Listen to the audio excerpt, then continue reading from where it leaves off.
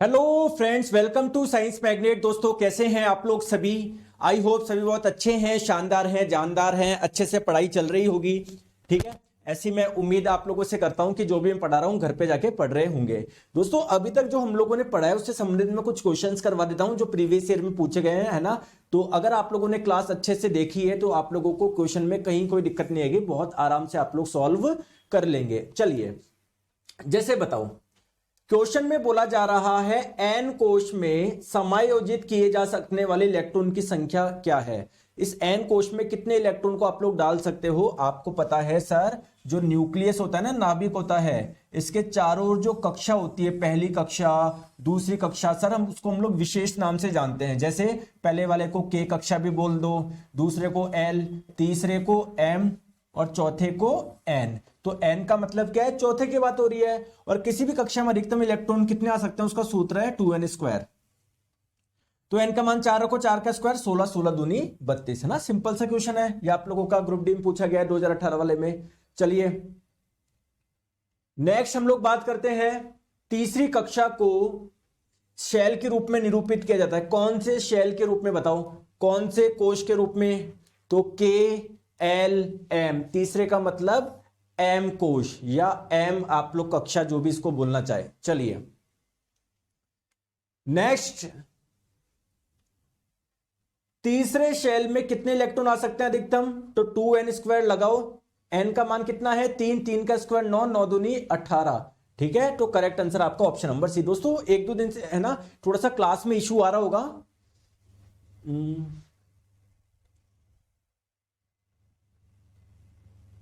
है ना, तो थोड़ी सी एक बार मैं चेक करता हूं। कुछ बच्चे बोल रहे हैं सर बफरिंग हो रही है।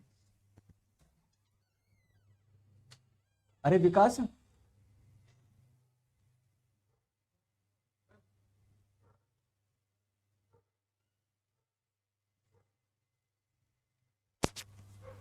क्लास में बफरिंग हो रही है, देखना एक बार, क्लास चला के देखना बफरिंग हो रही है, मोबाइल चलाओ।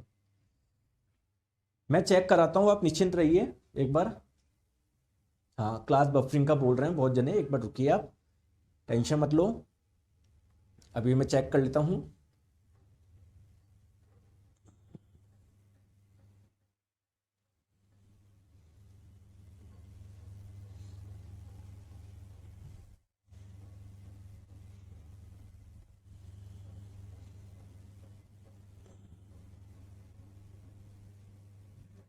है क्या हुआ? फोन लाना एक बार। अटक अटक के चल रही है।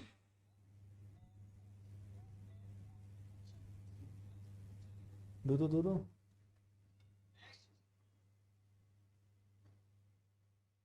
होता है, इसके चारों जो कक्षा होती है, पहली कक्षा, दूसरी कक्षा, सर हम लोग विशेष नाम से जानते हैं। जैसे पहले वाले को के कक्षा में बोल दो, दूसरे को एल, तीसरे अभी वो चेक करना आप लाइव में ना, मैं पढ़ा रहा हूँ अभी। सर नहीं आएंगे बबले नहीं। चलिए, है ना दोस्तों, आई थिंक मैंने चेक कर ली, सही है बिल्कुल, है ना, कोई दिक्कत नहीं है। चलिए स्टार्ट करते हैं हम लोग आगे का नेक्स्ट क्वेश्चन। चलो, एक तत्व की परमाणु संख्या या परमाणु क्रमांक आप लोग बोल दीजिए 13 दिया हुआ है। तो आपको बताना है इसमें कितने शेल होंगे, कितने कोश होंगे। देखो, परमाणु क्रमांक आपसे आपको क्या पता पड़ता है? प्रोटॉन की संख्या। तो प्रोटॉन की संख्या है 13, जितने प्रोटॉन होता है उतने इलेक्ट्रॉन होता है। प्रोटॉन 13 तो इलेक्ट्रॉन भी 13। दोस्तों, किसी भी परमाणु में बीच में होता है न्यूक्लियस यानी नाभिक, और उसके चारों ओर क्या होती है? कक्षाएं होती है जिसमें इलेक्ट्रॉन चक्कर लगाते हैं। पहली कक्षा में कितने इलेक्ट्रॉन रह सकते हैं सर? अधिकतम 2 रह सकते हैं। दूसरी कक्षा में 8, तो 13 में से 10 को तो सेट ही कर दिया, बचे हुए 3। अगली कक्षा में चले जाएंगे तो इसमें कितने कोश होंगे आप लोगों के? कितने शेल होंगे? 3 होंगे। ऑप्शन नंबर ए आप लोगों का सही आंसर हो जाएगा। ठीक है, चलिए आ जाओ नेक्स्ट क्वेश्चन आपके स्क्रीन पे बताओ।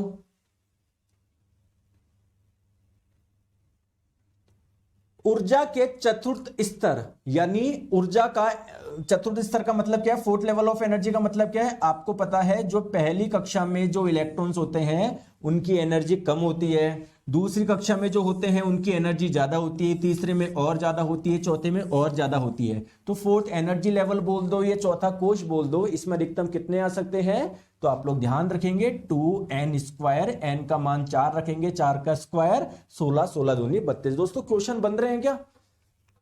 बंद रहे क्या? चलो बताओ, कार्बन के इलेक्ट्रॉनिक विन्यास में शामिल कोषों की कुल संख्या कितनी है? ये ग्रुप डी 2022 का क्वेश्चन, बताइए।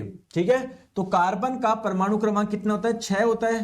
कार्बन का परमाणु क्रमांक 6, यानी कार्बन के परमाणु में प्रोटॉन की संख्या 6। जितने प्रोटॉन होते हैं उतने ही इलेक्ट्रॉन होते हैं। प्रोटॉन 6 तो इलेक्ट्रॉन भी 6। दोस्तों पहली कक्षा में कितने इलेक्ट्रॉन आ सकते हैं सर? 2। बचे हुए 4 अगली कक्षा में चले जाएंगे। कोई दिक्कत तो नहीं है किसी को? नहीं है तो टोटल कितने कोष हो गए इसमें? 2 कोष हो गए। ऑप्शन नंबर बी आपका सही आंसर हो जाएगा। चलिए बताएं, बाह्यतम कोष में उपस्थित इलेक्ट्रॉन की संख्या को क्या बोलते हैं?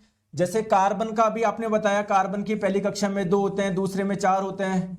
जैसे सोडियम का इलेक्ट्रॉनिक विन्यास क्या होता है? पहली कक्षा में 2, दूसरे में 8, तीसरे में 1। दोस्तों जो बाह्यतम कक्षा होती है ना, जो बाह्यतम कक्षा, उसमें जो इलेक्ट्रॉन्स होते हैं उसे वैलेंस इलेक्ट्रॉन बोलते हैं, यानी संयोजी इलेक्ट्रॉन्स बोलते हैं। संयोजी इलेक्ट्रॉन्स, जैसे अगर कोई पूछे कि कार्बन में कितने वैलेंस इलेक्ट्रॉन है, कितने संयोजी इलेक्ट्रॉन है, आप लोग बोलोगे 4 है। सोडियम में कितने हैं? 1 है।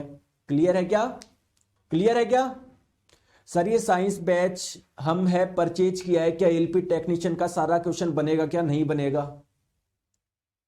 नहीं बनेगा।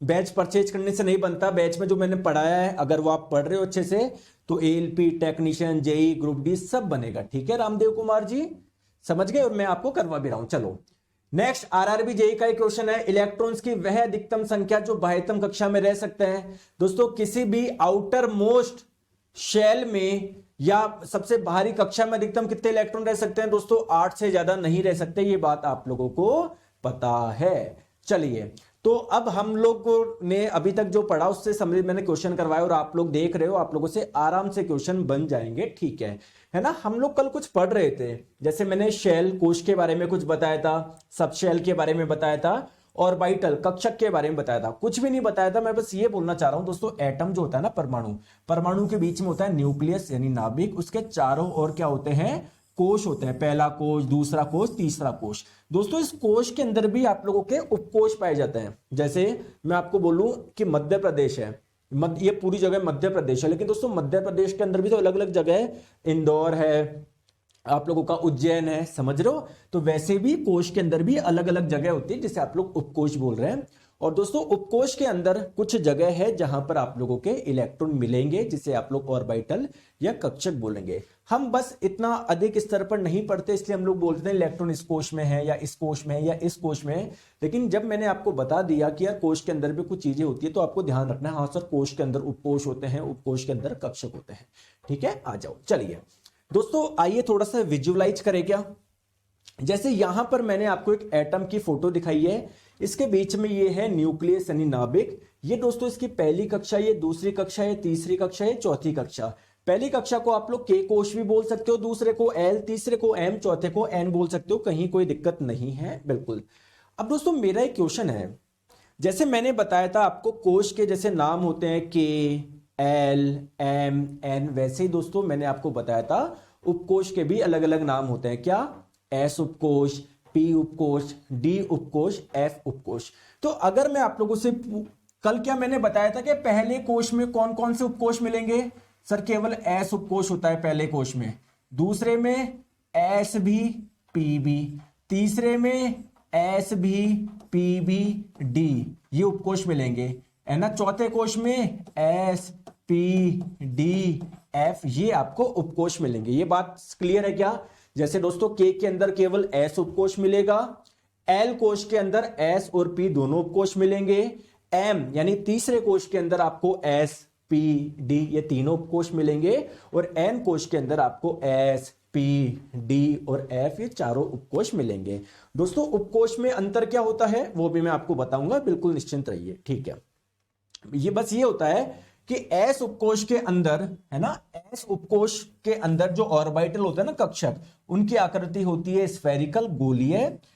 पी उपकोश के अंदर जो ऑर्बिटल होते हैं, कक्षक होते हैं, उनकी आकृति होती है सर डंबल। डी उपकोश के अंदर जो कक्षक होता है उनकी आकृति होती है डबल डंबल, और एफ उपकोश के अंदर जो कक्षक होता है उनकी आकृति काफी कॉम्प्लेक्स, काफी कॉम्प्लिकेटेड, काफी जटिल होती है। ठीक है, बहुत बढ़िया, आ जाओ। चलिए दोस्तों इसको विजुअलाइज करते हैं आज। जैसे ये मान लो ये कोई, अब देखो ये मैंने आपको फोटो दिखाई ना, अब मैं इसकी बात कर रहा हूं, इस कोश की बात कर रहा हूं। न्यूक्लियस से तो हमको कोई लेना देना ही नहीं है, हमको इसको डिटेल में समझना है। तो ये पहला कोश, दूसरा कोश, तीसरा कोश, चौथा कोश, इसकी बात करते हैं। तो दोस्तों ये हो गया आपका पहला कोश, ठीक है, ये पूरा का पूरा पहला कोश। पहले कोश में कितने उपकोश होते हैं? केवल एस उपकोश होता है। तो इसके अंदर मतलब यही कोश है, यही उपकोश है, एस उपकोश, ठीक है, ध्यान समझो दोस्तों। ये जो दूसरी कक्षा है ना, देखो ध्यान से आप लोग समझो मैं क्या बोलना चाह रहा हूं। ये पहली कक्षा, ये दूसरी, ये तीसरी, चौथी। पहली कक्षा के अंदर के कोश के अंदर कौन सा सबसे पहले उपकोश है? एस उपकोश है। इसके अंदर दो है, एस और पी। इसके अंदर एस पी डी, इसके अंदर एस पी डी एफ, चार है। समझ में आ गई बात को? तो ध्यान से समझो मैं क्या आप लोगों को बोलना चाह रहा हूं कि दोस्तों पहली कक्षा के अंदर एक उपकोश है, दूसरी कक्षा के अंदर दो उपकोश है, तीसरी कक्षा के अंदर तीन उपकोश है, चौथी कक्षा के अंदर चार उपकोश है। बस मैंने ये बता दिया, क्या दिक्कत है? अरे आप मुझे एक चीज बताओ, जैसे आप जा रहे हो जयपुर से, एक एग्जांपल लेते हैं, जैसे मान लो मैं जा रहा हूं जयपुर या दिल्ली से श्रीलंका जा रहा हूं, गाड़ी से जा रहा हूं, कार से जा रहा हूं श्रीलंका। तो दोस्तों सीधे ही पहुंच जाओगे क्या? नहीं सर, बीच में जयपुर से आओगे दिल्ली भी पड़ेगा, बीच में सर आप लोगों के है ना मुंबई, कर्नाटक, केरला ऐसे जगह आएगी, तब जाके हम लोग श्रीलंका पहुंचेंगे। इस बात सही है ना? तो बस मैं यही आपको बोलना चाह रहा हूं कि अभी तक हम लोग क्या समझते थे कि ये पहला कोश, ये दूसरा कोश, लेकिन दोस्तों इस कोश के अंदर भी और ये पाए जाते हैं। जैसे दूसरे कोश के अंदर देखोगे दो उपकोश होता है। समझ में आ रहा है? मैंने थोड़ा सा आपको विजुअलाइज कराने की कोशिश करी है। बहुत बढ़िया दोस्तों, अब बात करते हैं, मैंने आपको यह भी बताया था कि उपकोश के अंदर, सबशेल के अंदर होते हैं ऑर्बिटल या कक्षक। ध्यान से समझो, कोई दिक्कत की बात नहीं, बस सुनो मेरी बात को, है ना। आपको लिए टर्म अजीब इसलिए लग रहे हैं क्योंकि आज तक आपने पढ़ा ही नहीं, ठीक है। अच्छा, तो नंबर ऑफ ऑर्बिटल, यानी सर आपने बताया था सबशेल उपकोश के अंदर होते हैं कक्षक, तो सर कितने होते हैं? ध्यान रखो, अगर बात करें एस उपकोश, एस उपकोश के अंदर एक कक्षक होता है। पी उपकोश के अंदर तीन कक्षक होते हैं। डी उपकोश के अंदर 5 होते हैं। एफ के अंदर 7 होते हैं। याद रख लोगे। एस उपकोश के अंदर केवल एक कक्षक होता है। पी उपकोश के अंदर 2 कक्षक होते, सॉरी 3 होते हैं। डी के में 5 होते हैं। एफ में 7 होते हैं। सर इसको विजुअलाइज कराओ। देखो देखो, ये तो आपको पता ही था, ये तो भी मैंने बताया। एस उपकोश के अंदर कितने कक्षक होते हैं? 2, एक होता है, एक। एस के अंदर कितना होता है? एक। पी के अंदर 3 होता है, तो इसके अंदर 3 डब्बे बना दिए, 3 ऑर्बिटल है ये। एस के अंदर 1, पी के अंदर 3 होते हैं, डी के अंदर 5 होते हैं। देखो इसके अंदर 5 ऑर्बिटल है, इसमें इलेक्ट्रॉन मिलेंगे आपको। एस के अंदर 1, पी में 3, डी में 5, एफ में 7। ठीक है, बस मैंने अभी ऑर्बिटल की फोटो कैसे बनाई है? ऐसे बनाई है। हालांकि एस उपकोश के अंदर जो ये ऑर्बिटल होते हैं उनकी शेप तो स्फेरिकल होती है, पी वालों की थोड़ी सी ऐसे होती है, ऐसे शेप के होते हैं, डंबल शेप के। तो हमको इतना डिटेल में नहीं जाना, बस थोड़ा सा आई होप आपको अंदाजा लगा होगा मैं क्या बोलना चाह रहा हूं। बहुत बढ़िया दोस्तों, मजा आ रहा है? देखो कितना विजुअलाइज करवा रहा हूं मैं आप लोगों को। ठीक है, बहुत बढ़िया। अब दोस्तों इलेक्ट्रॉन रहते कहां पर है? एक्चुअली सर इस ऑर्बिटल, इस कक्षक में मिलेंगे मुझे इलेक्ट्रॉन। तो एक कक्षक में कितने इलेक्ट्रॉन आ सकते हैं? कोई मुझे बताएगा क्या? चलो यहीं से बताओ, एक कक्षक में कितने इलेक्ट्रॉन आ सकते हैं? आप दिमाग लगाओगे, सर पहले कोश में अधिकतम 2 इलेक्ट्रॉन आ सकते हैं, दूसरे कोश में अधिकतम कितने आ सकते हैं? 2n², n का मान 2 का स्क्वायर होकर 4, 4 दूनी 8। तीसरे कोश में कितने आ सकता है? 9, 18। ठीक है, बहुत बढ़िया। अब ये जो इलेक्ट्रॉन को अल्टीमेटली रहना कहां पर है? कक्षक में रहना है ना, कक्षक में। तो पहला जो कोश है उसमें एक ऑर्बिटल है, एक कक्षक है, यानी एक कक्षक में 2 इलेक्ट्रॉन रह सकते होंगे। तभी तो आप बोल रहे हो ना पहले कोश में 2 इलेक्ट्रॉन रह सकते हैं, पहले कोश में। और पहले कोश में एक ऑर्बिटल है, एक कक्षक है, यानी एक कक्षक में 2 इलेक्ट्रॉन रह सकते होंगे, तभी ये चीजें मैच खा रही है। चलो दोस्तों, दूसरा जो कोश है आपका, दूसरा कोश में अधिकतम कितने इलेक्ट्रॉन आ सकते हैं? 8 आ सकते हैं। इसमें ऑर्बिटल कितने हैं? 1, 2, 3, 4। इसका मतलब सर एक ऑर्बिटल में 2 इलेक्ट्रॉन रह सकते हैं। समझ में आ गई क्या मैं क्या बात बोलना चाह रहा हूं? दोस्तों तीसरी कक्षा में कितने इलेक्ट्रॉन रह सकते हैं? अधिकतम 18 रह सकते हैं। और इसमें ऑर्बिटल कितने हैं? 1 2 3 4 5 6 7 8 9। यानी सर हमको एक चीज समझ में आई कि एक ऑर्बिटल एक कक्षक में 2 इलेक्ट्रॉन रह सकते हैं। क्लियर है क्या? बताओ। तो ये पॉइंट डाल के लिख दूं कि एक कक्षक 2 इलेक्ट्रॉनों को समायोजित कर सकता है, या एक कक्षक में एक ऑर्बिटल में 2 इलेक्ट्रॉन रह सकते हैं। ठीक है, जैसे यहां पर ये ऑर्बिटल था, देखो इसमें भी 2 इलेक्ट्रॉन बिठा दिए, इसमें भी 2 बिठा दिए, इसमें भी 2 बिठा दिए, इसमें भी 2 बिठा दिए, इसमें भी 2 बिठा दिए, इसमें भी 2, इसमें भी 2, इसमें भी 2, इसमें भी 2, इसमें भी 2, इसमें भी 2, ऐसे कर करके बहुत बढ़िया। ठीक है, अब दोस्तों इस ऑर्बिटल को मैं नाम क्या दूं बताओ? दोस्तों ये पहला कोश है और s उपकोश है, तो 1s। इस ऑर्बिटल का नाम क्या दूं? सर ये दूसरा कोश है और p उपकोश है, तो इस ऑर्बिटल का नाम दे दो 2p। इसका क्या नाम होगा? इसका भी 2p होगा। इसका क्या नाम होगा? 2p नाम होगा। बहुत बढ़िया। दोस्तों इस ऑर्बिटल का, इस कक्षक का क्या नाम दूं? सर ये तीसरे कोश में है, s उपकोश में, तो 3s नाम दे दो इसका। इसका क्या नाम दोगे? सर ये ऑर्बिटल कक्षक तीसरे कोश में, p उपकोश में, तो इसका नाम दे दो 3p।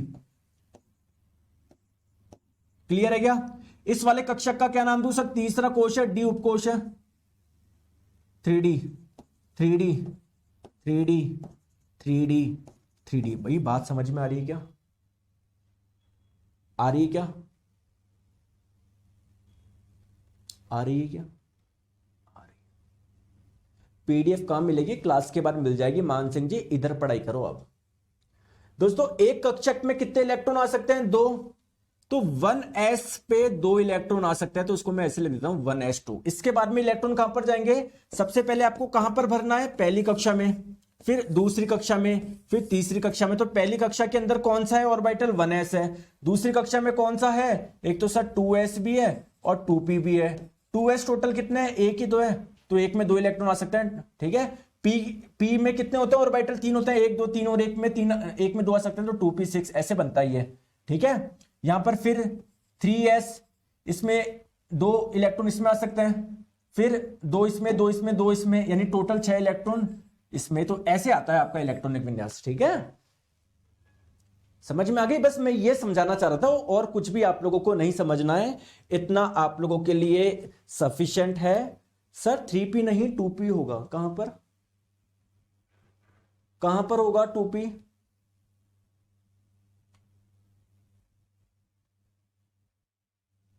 कहां पर होगा? ये हाँ 2s, ये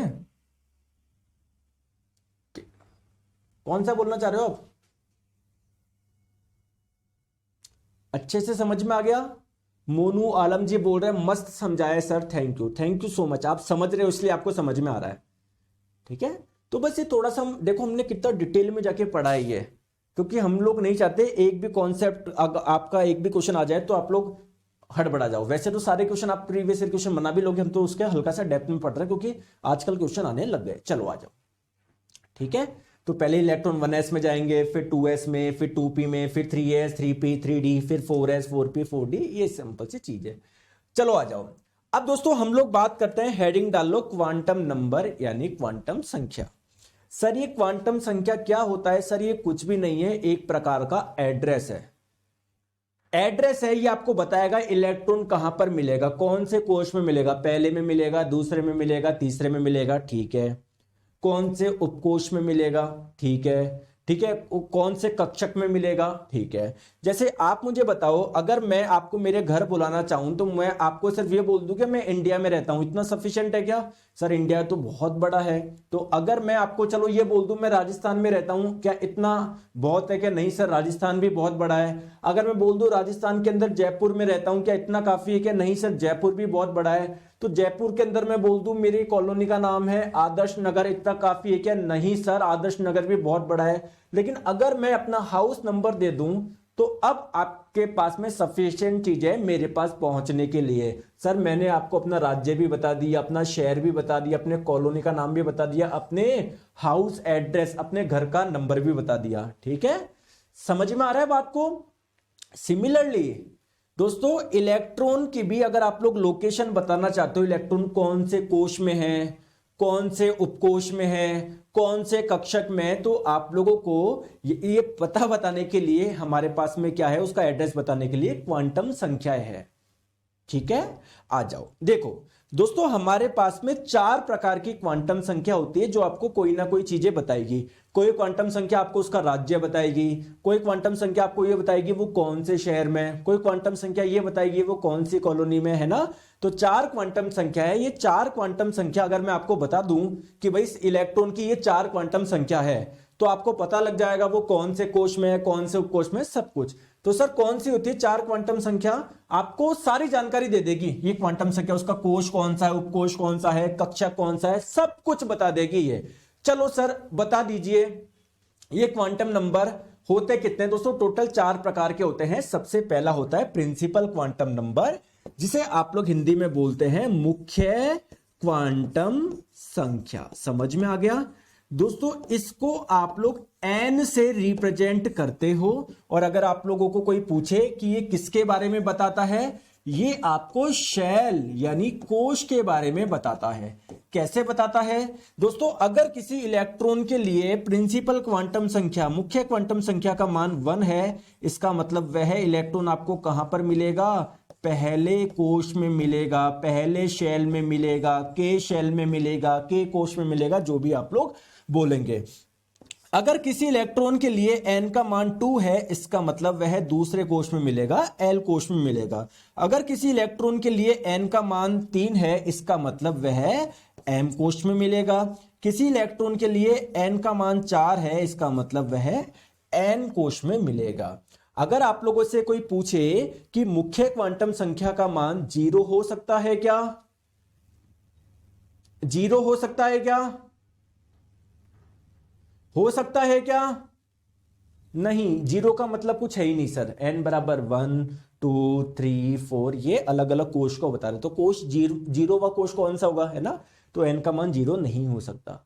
अगर आप लोगों से कोई पूछे प्रिंसिपल क्वांटम नंबर यानी मुख्य क्वांटम संख्या का मान ऋणात्मक हो सकता है क्या, नहीं हो सकता। ठीक है, तो ध्यान रखिएगा मुख्य क्वांटम संख्या आपको 1 2 3 ऐसे ही मिलेगी। और ये किसके बारे में जानकारी दे रही है, आपको शेल यानी कोश के बारे में दे रही है। आई होप आपको इतना सा बात समझ में आया होगा। दोस्तों दूसरी है एंगुलर मोमेंटम आएगा ये ना, एंगुलर मोमेंटम क्वांटम संख्या, जिसको आप लोग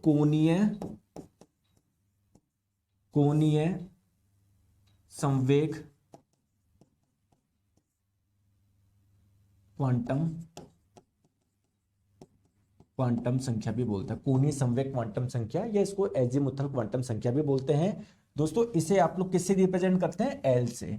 ये आपको किसके बारे में जानकारी देता है सर, ये मुझे सबशेल यानी उपकोश के बारे में जानकारी देता है। जैसे सर इसका मान होता है ना वो 0 से शुरू होता है, तो अगर किसी इलेक्ट्रॉन के लिए L का मान 0 है, इसका मतलब वह कौन से उपकोश में होता है, वो S उपकोश में होता है। अगर किसी इलेक्ट्रॉन के लिए L का मान 1 है, तो वह कौन से उपकोश में है, वो P उपकोश में है। अगर किसी इलेक्ट्रॉन के लिए L का मान 2 है, इसका मतलब वह D उपकोश में है। और अगर किसी के लिए L का मान 3 है, इसका मतलब वह F उपकोश में है। दोस्तों समझ में आ गया। जैसे मैंने आपको बोला कि 3s इस ऑर्बिटल के अंदर रहने वाले इलेक्ट्रॉन की मुख्य क्वांटम संख्या का मान बताओ, और एजीमुथल क्वांटम नंबर है ना, इसको एजीमुथल क्वांटम नंबर भी बोलते हैं या एंगुलर मोमेंटम क्वांटम नंबर, कुछ भी बोल दो। तो मैंने आपको बोला कि 3s एक ऑर्बिटल है, एक कक्षक है, इसके अंदर क्या है, मान लो 2 इलेक्ट्रॉन है। तो इस इलेक्ट्रॉन का आप लोग प्रिंसिपल क्वांटम नंबर, मुख्य क्वांटम संख्या बताओ। तो सर ये जो ऑर्बिटल है, ये जो कक्षक है कहां पर, तीसरे कोश में और एस उपकोश में। ठीक है, तो मुख्य क्वांटम संख्या आपको कोश के बारे में तो बताती है। तो अगर मुख्य क्वांटम संख्या का मान 3 होता है, तो इसका मतलब है तीसरे कोश में, तो इसका मतलब मुख्य क्वांटम संख्या का मान 3 हो गया। दोस्तों ये जो एल है ये आपको किसके बारे में बताती है, सबशेल उपकोश के बारे में। ये सबशेल कौन सा है, एस सबशेल है। एल सबशेल का मतलब एल का मान कितना, 0। समझ गए बात को। ठीक है, सिंपल सी चीज है, बहुत बढ़िया सर, आ जाओ। इसके बाद में दोस्तों मैग्नेटिक क्वांटम नंबर, इसे आप लोग हिंदी में बोलते हैं चुंबकीय क्वांटम संख्या।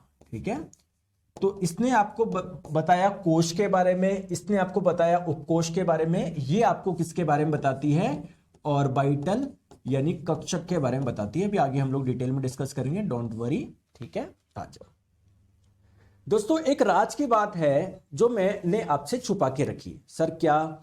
शेल के अंदर होते हैं सब शेल और सब शेल के अंदर होते हैं ऑर्बिटल। ये राज की बात तो मैंने बता दी आपको कि कोश के अंदर होते हैं उपकोश, उपकोश के अंदर होते हैं कक्षक ऑर्बिटल। दोस्तों जैसे मान लो ये कोई ऑर्बिटल एक कक्षक है, मैंने एक राज की बात तो बता दी कि एक कक्षक में कितने रह सकते हैं, 2 इलेक्ट्रॉन रह सकते हैं। ठीक है दोस्तों, एक राज की बात और है कि जो इलेक्ट्रॉन ना वो चुपचाप नहीं बैठता, वो स्पिन करता रहता है, ऐसे स्पिन करता रहता है अपनी जगह पर। ठीक है, तो दोस्तों इसमें 2 इलेक्ट्रॉन रहते हैं, दोनों स्पिन करते रहते हैं, लेकिन क्या है, एक इलेक्ट्रॉन तो क्या करता है, अगर क्लॉकवाइज घूम रहा है तो दूसरा एंटी क्लॉकवाइज घूमेगा। ठीक है, तो बस मैं ये बता रहा हूं किसी ऑर्बिटल के अंदर 2 इलेक्ट्रॉन होते हैं, ये दोनों अंदर क्या करते हैं, स्पिन करते हैं, स्पिन स्पिन है ना, चक्रण करते हैं, क्लॉकवाइज या एंटी क्लॉकवाइज। तो दोस्तों ये इलेक्ट्रॉन जो है वो स्पिन कैसे कर रहे हैं, इसके लिए भी आपके पास में स्पिन क्वांटम नंबर है ना, स्पिन क्वांटम संख्या है जिसको आप लोग एस से डिनोट करते हैं। ये आपको किसके बारे में बताती है कि इलेक्ट्रॉन स्पिन कैसे कर रहा है, चक्रण कैसे कर रहा है। अच्छा मुझे ये बताओ इसके कितने मान पॉसिबल है, बताओ बताओ इसके कितने मान पॉसिबल है। अच्छा मुझे एक चीज बताओ, एक छोटी चीज बताओ, वर्ल्ड कप के फाइनल में, वर्ल्ड कप के फाइनल में इंडिया की टीम से जिन प्लेयर ने खेला, फाइनल में जिन प्लेयर ने खेला, आपको उनके घर जाना है, तो बताओ आपको कितने घर जाना है, टोटल कितने घर जाना है, बताओ टोटल कितने घर जाना है। सर फाइनल हो या कोई सा भी मैच हो, सर 11 खिलाड़ी खेलते हैं, तो सर मुझे 11 जगह जाना है। समझ में आई मैं क्या बोलना चाह रहा हूं, समझ में आई मैं क्या बोलना चाह रहा हूं। क्या 11 से अधिक मान संभव है क्या, 11 खिलाड़ी ही खेलते हैं, बिल्कुल सही बात। दोस्तों मैं आपको बोल रहा हूं कि आपको गोवा के जो डेजर्ट है ना, डेजर्ट, उसमें जाना है, तो कितनी जगह जाना है आपको, 0, क्योंकि गोवा में कोई डेजर्ट है ही नहीं, कोई रेगिस्तान है ही नहीं। समझ में आ रहा है मैं क्या बोलना चाह रहा हूं। तो वैसे ही दोस्तों किसी ऑर्बिटल या कक्षक में जो इलेक्ट्रॉन होते हैं ना, वो स्पिन कर रहे हैं, लेकिन 2 स्पिन पॉसिबल है, या तो क्लॉकवाइज या एंटी क्लॉकवाइज, तो 2 ही तो है, तो इसके भी 2 मान होंगे। ठीक है, एक आपको 2 मान होता है इसका, मैं अभी बताता हूं। एक होता है +1/2, एक -1/2। +1/2 का मतलब है, अगर मैं बोलूं इलेक्ट्रॉन के लिए स्पिन क्वांटम संख्या का मान +1/2 है, इसका मतलब वो क्लॉकवाइज घूम रहा है, वो दक्षिणावर्त घूम रहा है, दक्षिणावर्त है ना। और अगर -1/2 है, इसका मतलब वो एंटी क्लॉकवाइज घूम रहा है, यानी वामावर्त घूम रहा है। बस छोटा सा कॉन्सेप्ट। ठीक है, चले आगे, बात समझ में आई क्या, आगे बात समझ में, बिल्कुल सर आ गई, आ जाओ। तो प्रिंसिपल क्वांटम संख्या, मुख्य क्वांटम संख्या आपको बताता कोश के बारे में। अगर किसी इलेक्ट्रॉन के लिए मुख्य क्वांटम संख्या का मान 3 है, इसका मतलब वह m कोश में है। अगर किसी इलेक्ट्रॉन के लिए मुख्य क्वांटम संख्या का मान 1 है, इसका मतलब वह k कोश में है। अगर किसी इलेक्ट्रॉन के लिए प्रिंसिपल क्वांटम संख्या का मान 4 है, इसका मतलब वह n शेल में है। समझ में आ गई बात को। ठीक है, नेक्स्ट बात करते हैं एंगुलर मोमेंटम क्वांटम नंबर, यानी कोणीय संवेग क्वांटम संख्या, जिसे एजीमुथल क्वांटम नंबर भी बोलते हैं। ये किसके बारे में बताता है आप लोगों को, जल्दी से बताओ। सर सबशेल उपकोश के बारे में बताता है आप लोगों को। किसके बारे में बताता है, सब शेल उपकोष के बारे में बताता है। जैसे L का मान 0 है किसी इलेक्ट्रॉन के लिए, इसका मतलब है S उपकोष में है। अगर किसी इलेक्ट्रॉन के लिए L का मान 1 है, इसका मतलब है P उपकोष में है। किसी इलेक्ट्रॉन के लिए L का मान 2 है, इसका मतलब है D उपकोष में है। किसी इलेक्ट्रॉन के लिए L का मान 3 है, इसका मतलब वह F उपकोष में। यहां तक तो कोई दिक्कत नहीं होगी आपको, ठीक है। आ जाओ दोस्तों, मेरा ये क्वेश्चन है कि अगर मेरा शहर जयपुर है तो क्या मेरा राज्य मध्य प्रदेश हो सकता है क्या, या मेरा राज्य उत्तर प्रदेश हो सकता है क्या, या मेरा राज्य कर्नाटक हो सकता है क्या, या मेरा राज्य हिमाचल प्रदेश हो सकता है कि नहीं सर आपका राज्य राजस्थान होगा क्योंकि जयपुर राजस्थान में पड़ता है। बहुत बढ़िया। सिमिलरली मैं आपको क्या बोल रहा हूं, जैसे मैंने आपको बताया ना किसी कोश में पर्टिकुलर उपकोष मिलेंगे, तो एक चीज ध्यान रखो, L का मान क्या होता है 0 से n-1 तक होता है। सर समझ में नहीं आया इसका मतलब क्या है, कोई बात नहीं मैं समझाता हूं दोस्तों। अगर n का मान 1 है तो L का मान क्या क्या हो सकता है 0 से n-1, 1 में से 1 माइनस करो 0, तो एक ही मान पॉसिबल है। बहुत बढ़िया दोस्तों, अगर n का मान 2 है तो L का मान क्या क्या हो सकता है 0 से n-1, n-1 2 में से 1 माइनस करोगे तो 1, तो एक तो सर 0 हो सकता है, एक 1 हो सकता है। बहुत बढ़िया। अगर n का मान 3 है तो L का मान क्या क्या हो सकता है 0 1 2, ठीक है। और L का मान अगर 4 है, n का मान 4 है तो L का मान क्या क्या हो सकता है 0 1 2 3। दोस्तों 0 का मतलब S सबशेल, S उपकोष। 0 का मतलब S, 0 का मतलब S उपकोष, 0 का मतलब S उपकोष। 1 का मतलब P उपकोष, 1 का मतलब P उपकोष, 1 का मतलब P उपकोष। 2 का मतलब D उपकोष, 2 का मतलब D उपकोष। 3 का मतलब F उपकोष। तो ये तो मैं पहले ही बता रहा था कि पहला कोश जो होगा ना, पहला कोश, उसके अंदर केवल S उपकोष मिलेगा, दूसरे कोश में S और P मिलेगा, तीसरे में S P और D मिलेगा, चौथे में S P D F मिलेगा। ये तो बात मैं आपको पहले ही बता रहा था, ठीक है। चीजें रिलेट कर पाए। सर L का मान 3 से ज्यादा नहीं होगा क्या? दोस्तों अभी तक कोई इलेक्ट्रॉन ऐसा नहीं मिला जो इस F उपकोष के बाहर कोई, मतलब ऐसा कोई उपकोष पाया ही नहीं गया अभी, है ना। तो L का मान 3 ही होगा, S P D F, हमको यही उपकोष मिले हैं अभी तक, यही सब शेल मिले हैं, ठीक है।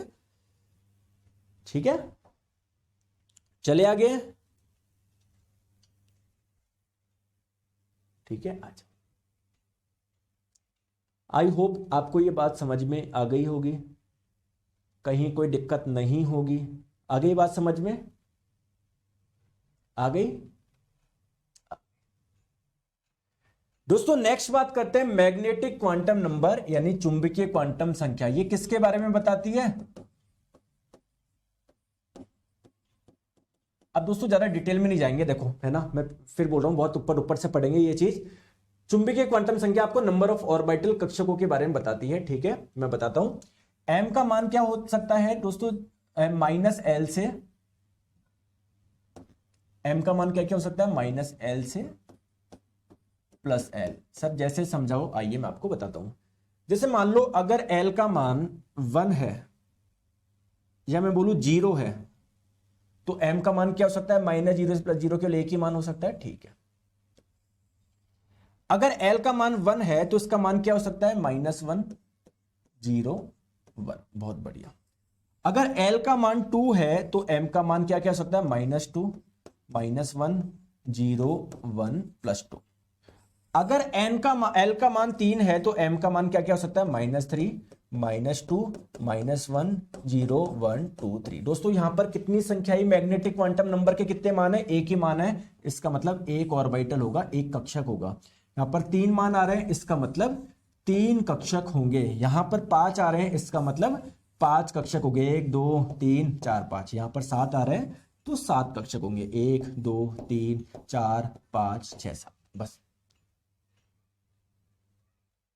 ये मैंने आपको बताया था कि L बराबर 0 का मतलब S उपकोष, 1 का मतलब P उपकोष, 2 का मतलब D उपकोष, 3 का मतलब F उपकोष। वो मैंने आपको बताया था कि S उपकोष के अंदर एक कक्षक होगा, P के अंदर 3 होंगे, D के अंदर 5 होंगे, F के अंदर 4 होंगे। ये मैंने आपको पहले ही बताया था। चलो आ जाओ, आ जाओ, ठीक है दोस्तों। ये मैं आपको नहीं पढ़ा रहा, नहीं पढ़ना है ना, ये जो मैंने आपको समझा दिया वही चीज है। आ जाओ, अब हम लोग बात करते हैं चलो एक एग्जांपल लूं क्या मैं। मान लो दोस्तों n का मान 1 है, यानी पहले कोश की बात हो रही है। n का मान 1 है यानी पहला कोश की बात हो रही है। अगर n का मान 1 है तो l के क्या क्या मान हो सकते हैं? मैंने क्या बताया था, 0 से n-1 है ना, तो l का एक ही मान होगा 0, और 0 का मतलब s उपकोश। m का मान, l का मान 0 तो m का भी क्या मान होगा, एक ही मान होगा 0, और 0 का मतलब क्या है, एक कक्षक। केवल एक ही मान आया ना, केवल एक ही मान आया ना, ठीक है। अगर n का मान 2 है तो l का मान क्या क्या हो सकता है सर, 0 भी हो सकता है, 1 भी हो सकता है। तो 0 का मतलब s उपकोश, 1 का मतलब p उपकोश। क्लियर है? तो यहां पर आप लोग देखो l का मान कितना है, एक मान है, सॉरी l का मान 0 है तो m का मान 0, l का मान 1 है तो m का मान -1, 0, 1, 3 मान हो सकते हैं।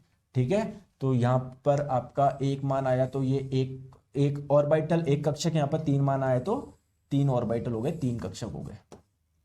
क्लियर है? ठीक है, अगर n का मान 3 होता है तो l के क्या क्या मान हो सकते हैं, 0, 1, 2, यानी s p d।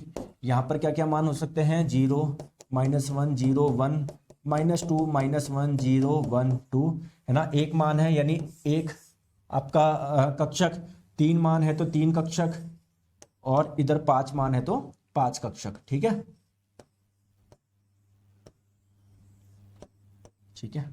चलिए दोस्तों चौथे कोश की बात करते हैं। चौथे कोश में अगर n का मान 4 है, l का मान 0, 1, 2, 3, 0 का मतलब s, 1 का मतलब p, 2 का मतलब d, 3 का मतलब f, है ना। तो ये जब l का मान 0 होता है, m का मान 0, जब l का मान 1 होता है, m का मान -1, 0, 1, जब l का मान 2 होता है, m का मान क्या क्या होता है, -2, -1, 0, 1, 2, जब l का मान 3 होता है, m का मान क्या होता है, -3, -2, -1, 0, 1, 2, 3। ठीक है, तो यहां पर एक मान एक कक्षक, 3 मान 3 कक्षक, ठीक है, 5 मान 5 कक्षक, ठीक है, यहां पर 7 कक्षक।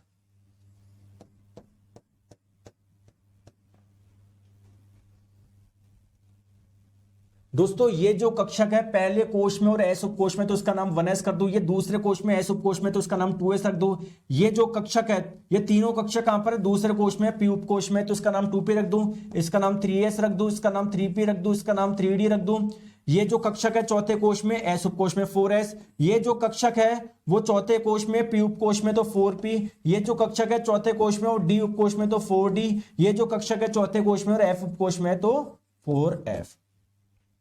ठीक है, क्लियर? दोस्तों ये समझ में आया क्या आपको?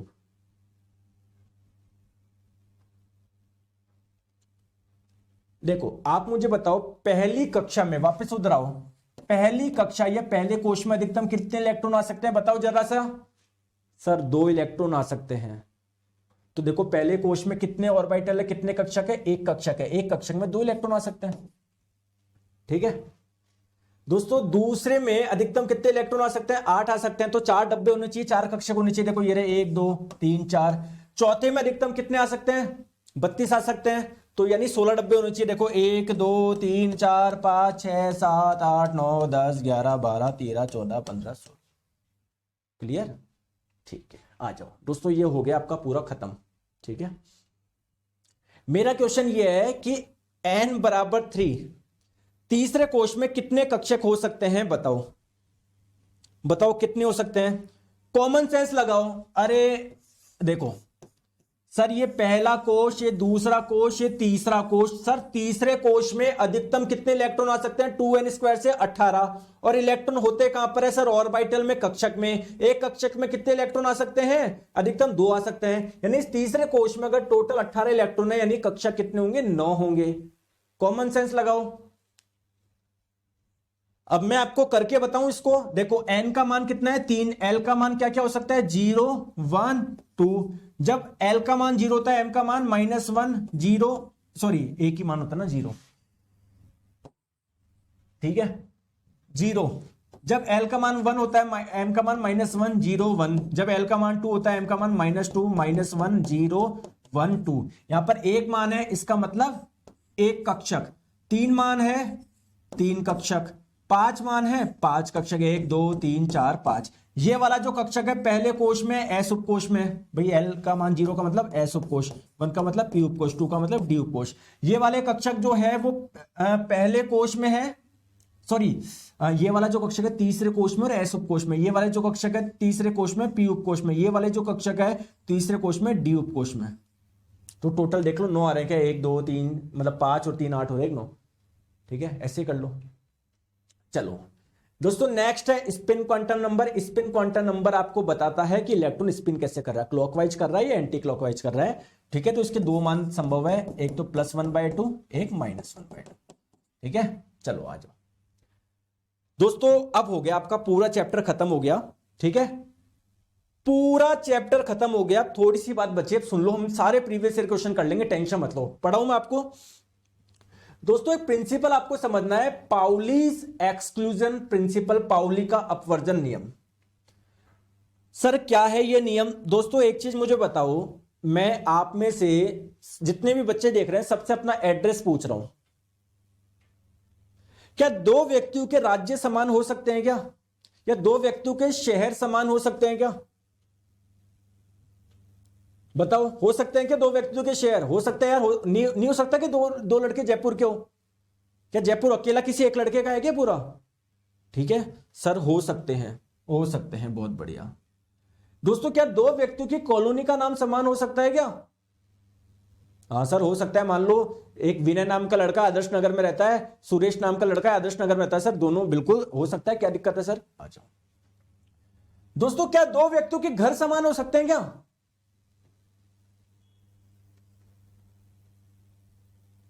क्यों नहीं हो सकते यार? मेरा और मेरे भाई का घर सेम ही तो है, मेरे और मेरे पिताजी हम एक ही तो घर में रहते हैं, मेरी और मेरी माताजी एक ही तो घर में रहते हैं, मैं और मेरी वाइफ जो रहती है एक ही तो घर में रहते हैं। हाँ सर 2 व्यक्तियों का घर समान हो सकता है, बिल्कुल हो सकता है सर, बिल्कुल बहुत हो सकता है, बिल्कुल बढ़िया। अब दोस्तों मेरे घर के बाहर एक चेयर लगी हुई है, क्या उस चेयर पे 2 व्यक्ति बैठ सकते हैं क्या? नहीं सर, उस पे एक ही व्यक्ति बैठ सकता है। सर आपने बोला कि दोनों के शहर समान हो सकते हैं क्या? मान लिया। दोनों की कॉलोनी समान हो सकता है, मान लिया। दोनों के घर समान हो सकते हैं, मान लिया। लेकिन सर दोनों की चेयर समान नहीं हो सकते, उनको अलग अलग चेयर पे बैठना पड़ेगा, क्योंकि एक चेयर पे एक ही व्यक्ति रह सकता है। तो सिमिलरली ये नियम ये बोलता है कि कोई भी 2 इलेक्ट्रॉन है ना, उसकी चारों क्वांटम संख्या का मान बराबर नहीं हो सकता। उनके प्रिंसिपल क्वांटम नंबर समान हो सकते हैं, यानी दोनों समान कोश में हो सकते हैं।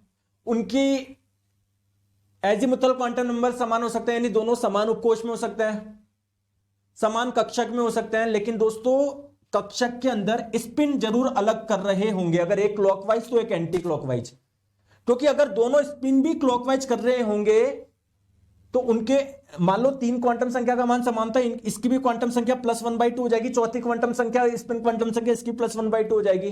तो ऐसा पॉसिबल ही नहीं है। तो इससे हमने ये निष्कर्ष निकाला, किसी ऑर्बिटल यानी कक्षक में जो 2 इलेक्ट्रॉन है ना वो अपोजिट स्पिन करेंगे, ठीक है।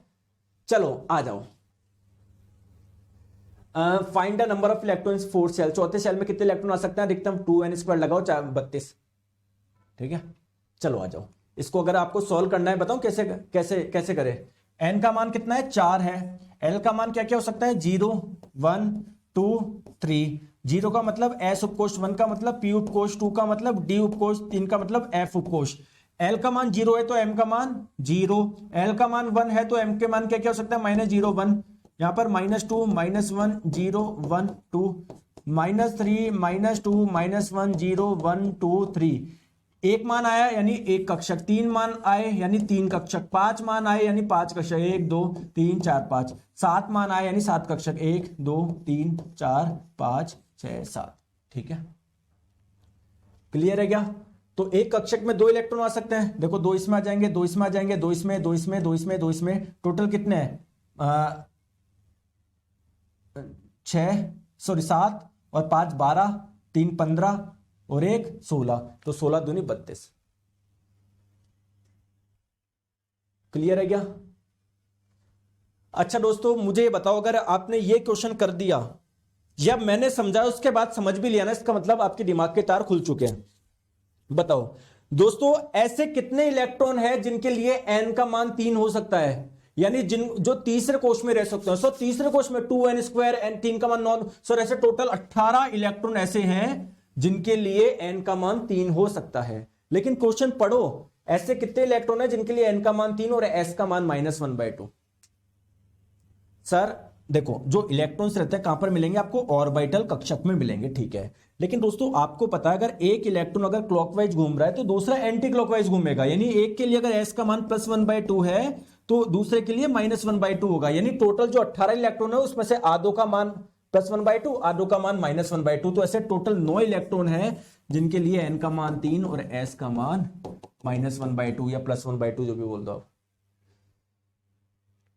आ गई बात समझ में? तो ये हो गया आपका पूरा कंप्लीट, ठीक है, ठीक है। आ जाओ, चले आगे, चले दोस्तों, आज हो जाएगा पूरा, टेंशन मत लो, आज हो जाएगा।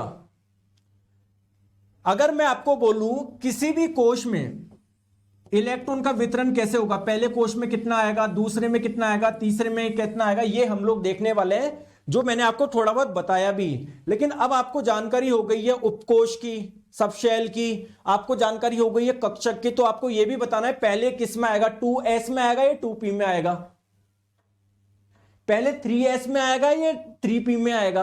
अब यह भी तो जानकारी होनी चाहिए।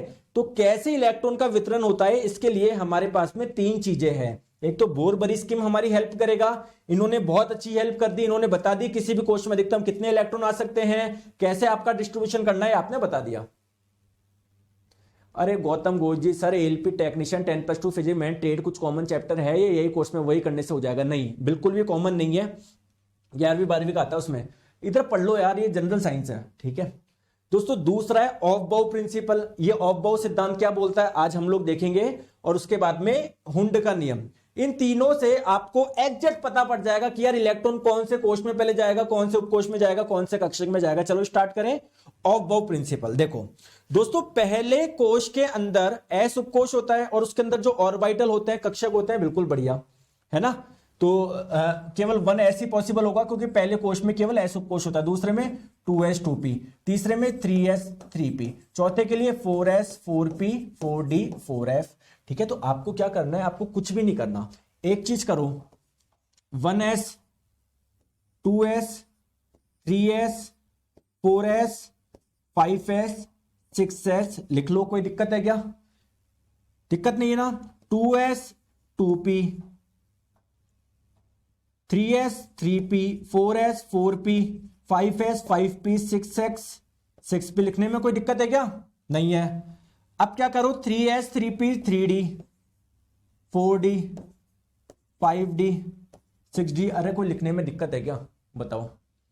और 4 में f भी होता है तो 4f 5f 6f, ये लिखने में कोई दिक्कत है क्या? अब क्या चलाओ, तीर चलाओ, तीर चलाओ, ऐसे तीर चलाओ, ऐसे तीर चलाओ।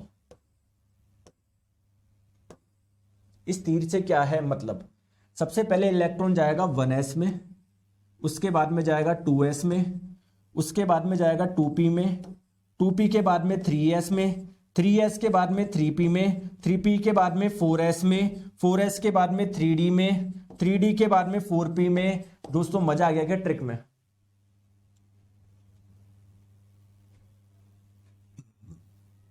मजा आया क्या?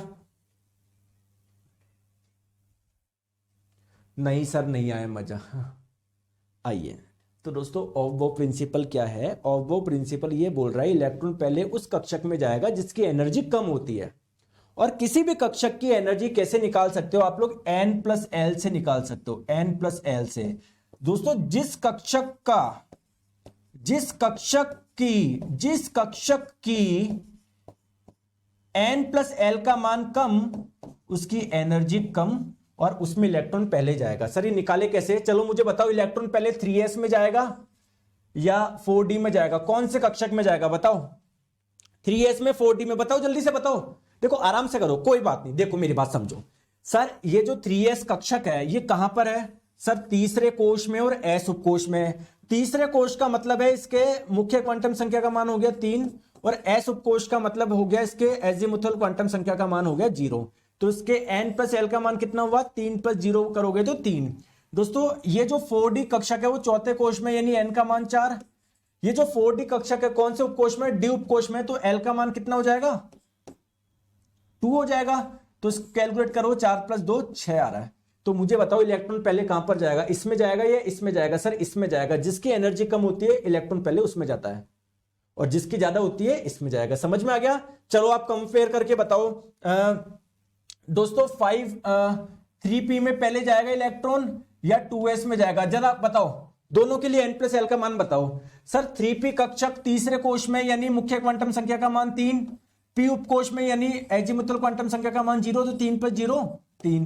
दोस्तों ये जो आपका कक्षक है ऑर्बिटल है वो दूसरे कोश में है, तो n का मान 2, s उपकोश में तो l का मान 0, तो कितना हो जाएगा 2 प्लस 0, आप सॉरी दोस्तों l का मान 1 होगा इधर, तो 3 प्लस 1 4 होगा, ठीक है। हाँ, और इधर कितना होगा 2 प्लस 0 2। तो किसकी एनर्जी कम है, जिसका n प्लस एल का मान कम उसका एनर्जी कम, तो इसकी एनर्जी कम है, इसकी ज्यादा है, ठीक है। समझ में आ गया। अच्छा एक चीज बताऊं दोस्तों, 4p और 5s में, 4p और 5s में बताओ किस में जाएगा इलेक्ट्रॉन। चलो निकालो, n प्लस एल निकालो, n प्लस एल निकालो, n प्लस एल निकालो। तो इसके लिए n का मान 4, l का मान कितना है, p उपकोश का मतलब l का मान 1, तो 4 प्लस 1 5। यहां पर देखो ये कक्षक पांचवें कोश में तो n का मान 5, s उपकोश में तो l का मान 0, तो 5 प्लस 0 5। तो देखो यहां पर भी 5 आ रहा है, यहां पर भी 5 हो रहा है। आप लोग बोलोगे सर n प्लस एल का मान समान है। दोस्तों ध्यान रखो, जब n प्लस एल का मान समान होता है ना, जब n प्लस एल का मान समान हो तो एनर्जी आप लोग किससे देखेंगे, सिर्फ n से देखेंगे। तो जिसका n कम उसकी एनर्जी कम। तो यहां पर देखो दोनों के मान समान आ रहे हैं n प्लस एल के, लेकिन इसका n 4 है, इसका n 5 है, तो जिसका n कम उसकी एनर्जी कम, 4p की एनर्जी कम। तो पहले इलेक्ट्रॉन कहां पर जाएगा, 4p में जाएगा, उसके बाद में जाएगा 5s में। समझ गए दोस्तों, जो मैं पढ़ा रहा हूं समझ में आ रहा है क्या, मजा आ रहा है क्या, ये बताओ पहले आप। L बराबर 1 कैसे हुआ प्लीज बताइए। मधुस्मिता जी मैंने बताया तो है, L बराबर 0 का मतलब S उपकोश, L बराबर 1 का मतलब P उपकोश। ये देखो P उपकोश है ना, P उपकोश के लिए L का मान 1 होता है, भी बताया तो था क्वांटम संख्या जब कराया था मैंने आपको, ठीक है। चले आ जाओ। चलो दोस्तों आपको तो सब कुछ आ गया, आप क्वेश्चन करना स्टार्ट करेगा।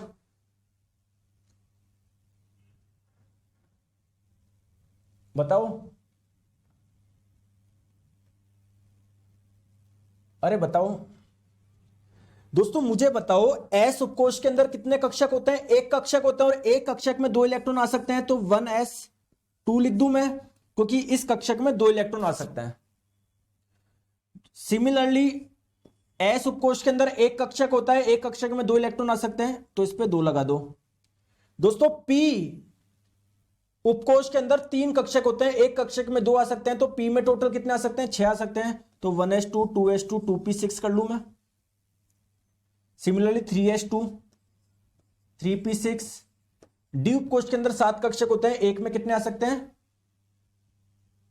एक में 2 आ सकते हैं, तो 14 आ जाएगा ना। सॉरी डी में 5 होते हैं, तो एक में 2 आ सकते हैं, 10 हो जाएगा ना, तो 3d10, ठीक है। सिमिलरली फिर एस में 2 आ जाएंगे। तो ऐसे आप लोग इलेक्ट्रॉनिक विन्यास लिखते हो। चलो मुझे ये बताओ, लिख के बताओगे क्या, मुझे लिख के बता दोगे क्या।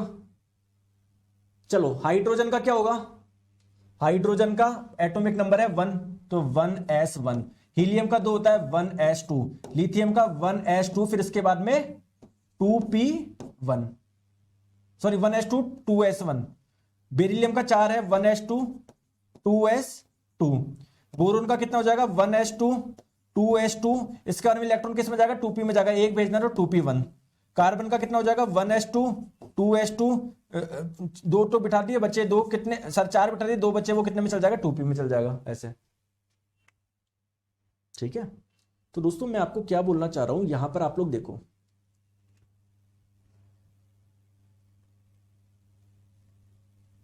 देखो देखो आर्गन का क्या है, आर्गन का क्या है, यहां तक नियॉन जितना, नियॉन का क्या है एक बार देख लो, नियॉन का कहां गया,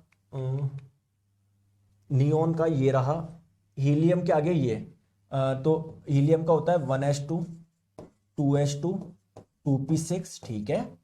और ये तो किसका हो गया आप लोगों का, नियॉन का हो गया, नियॉन का 1s2 2s2 2p6, ठीक है।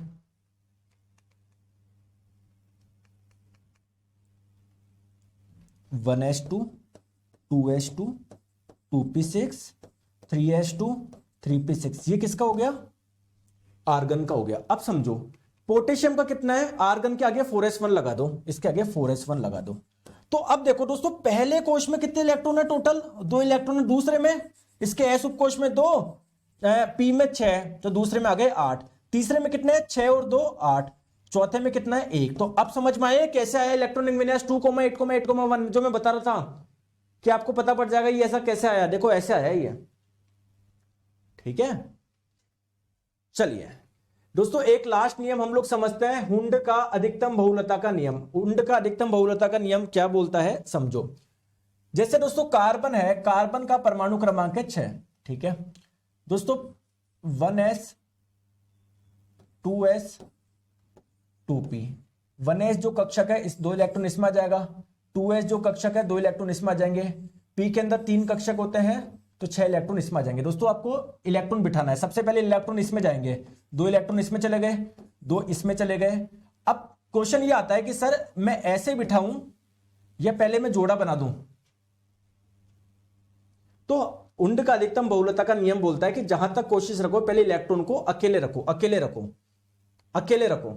अकेले रखने का मतलब क्या है, जैसे एक इसमें डाल दो एक इसमें डाल दो, बस ये बोलना चाह रहा है, ठीक है, जोड़े मत बनाओ। ये है हुंड का अधिकतम बहुलता का नियम।